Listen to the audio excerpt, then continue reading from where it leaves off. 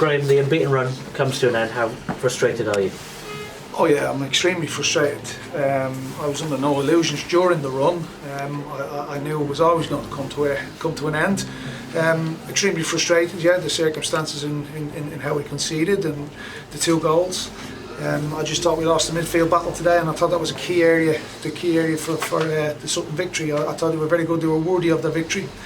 And that's why they are where they are in the division, and we are where we are. But look, I can't ask any more of my players. My players have run through brick walls since I've come through the front door. Look, you would have seen. You're not daft. Everybody would have seen that today. We were on our last legs. You know, we were tired. We were lethargic. We lacked energy. We lacked that spark. That's with the territory. That goes with the territory. But look, fair play to them. They had 2 shots on goal and then or 3 shots on target, and they scored twice. So that for me is a team that are clinical, team in confident mood, team that are on the up, team that are flying. And they played like that in fairness to them. So a lot of credit must go to Sutton, because you don't beat Erla, you don't beat Newport County AFC like the way they did today. So a lot of credit. We're not an easy touch. We're a tough team to play against. We're a tough team to beat, and hats off to them.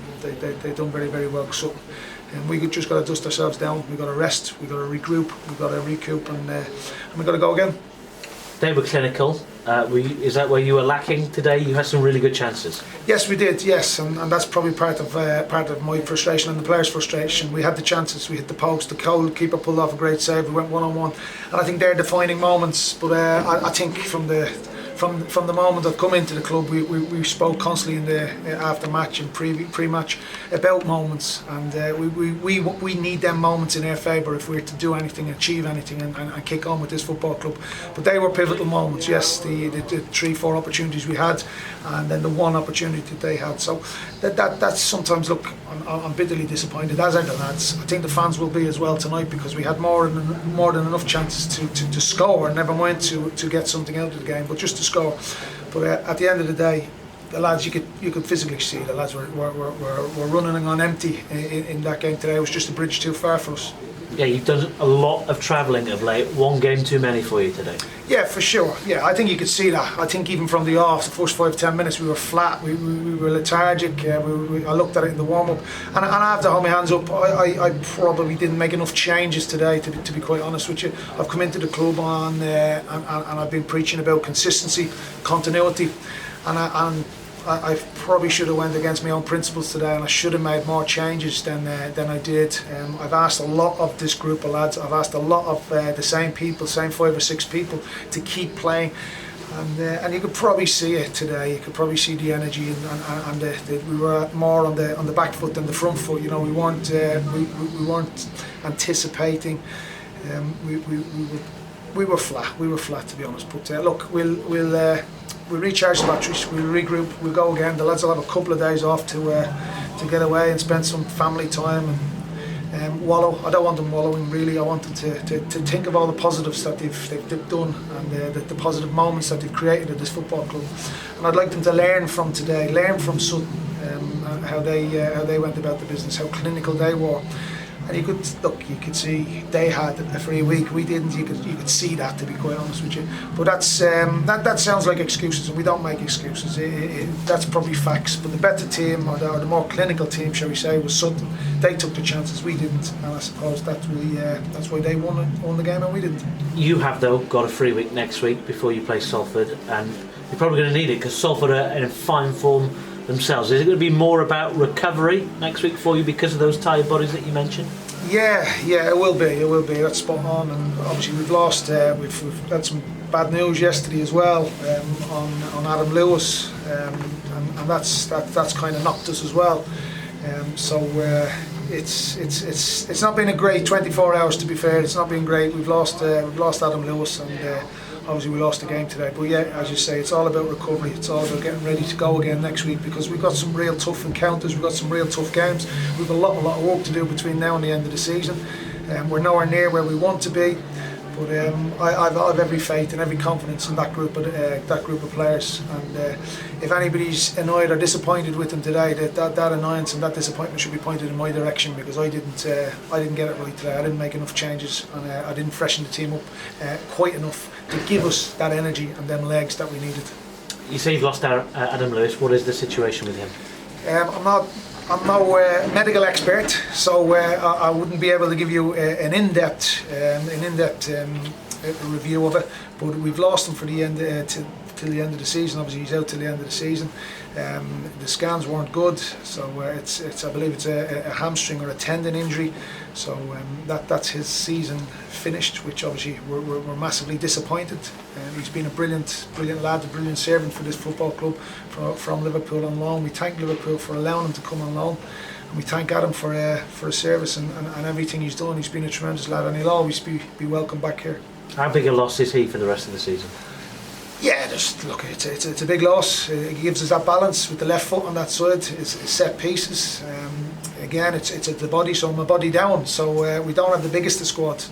But look, we'll do what we do in true Newport County fashion. We'll roll our sleeves up, we'll dig deep, and we'll go again.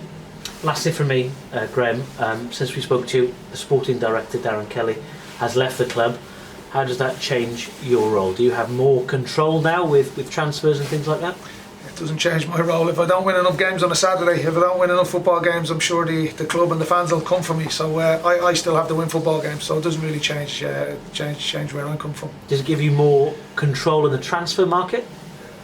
I was controlling the transfer when I controlled the transfer market, and anyway, so it's as the manager of the football club, I'll have to say on who comes into the club, into the team, who goes out and who comes in. So it doesn't really, like I say, I'm not trying to be flippant or avoid any type of questions.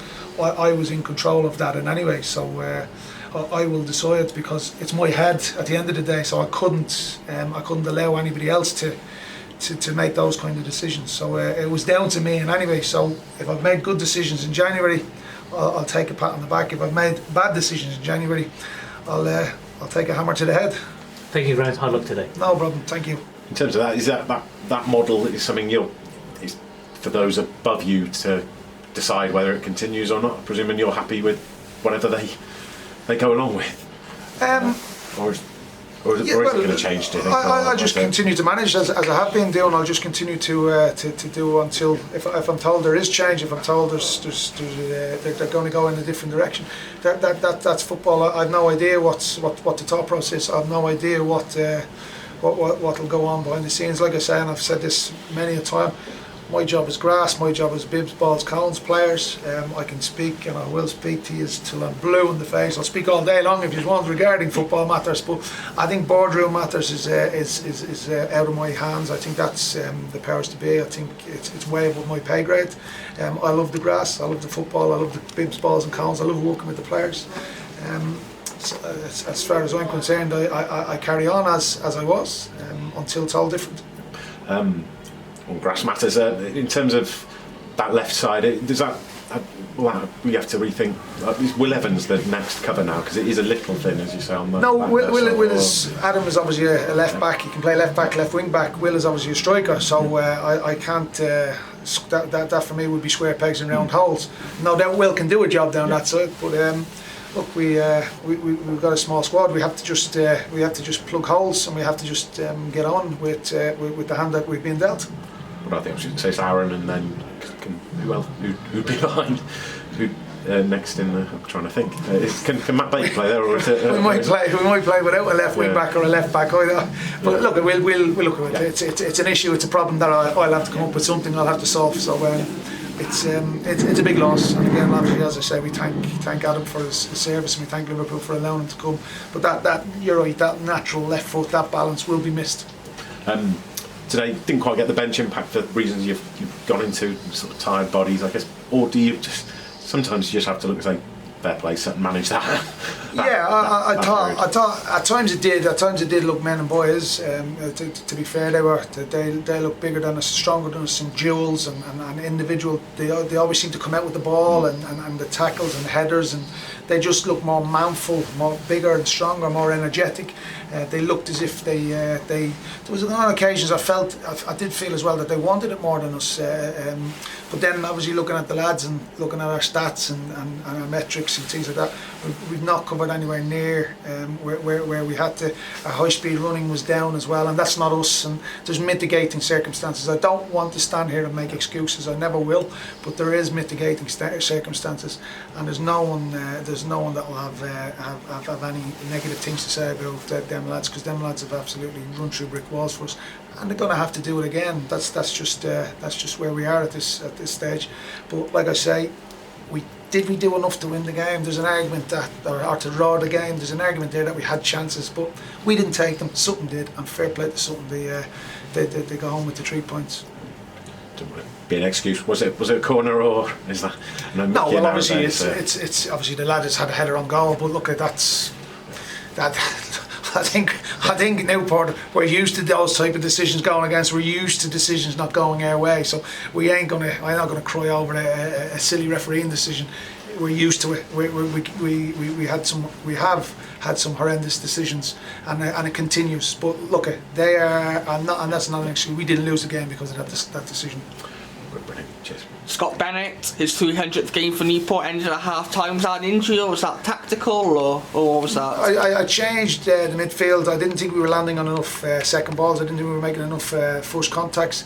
Obviously Scott, he's played most of the games for us. So again, I was trying to freshen things up, juggle the balls, and maybe go for it, because we played with two advanced midfielders in the second half rather than two sitters. So yes, we tried to open the game up. We tried to make something happen in the final third. We tried to create a little bit by bringing Welshie on.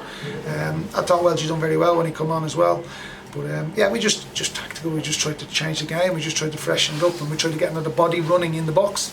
As I said, 300 up now for him. He's been a fantastic servant for this football club, isn't he? Yeah, he's a great lad. He's a great character, great lad. A lot of the Newport County mantras and philosophies and things like that has been built around Scott Bennett. He's been a pivotal part of everything we've done since we come through the door. And I love the lad. I love the lad to bits. To be fair, he's a real warrior. And I look forward to maybe getting another 300 out of him if I can.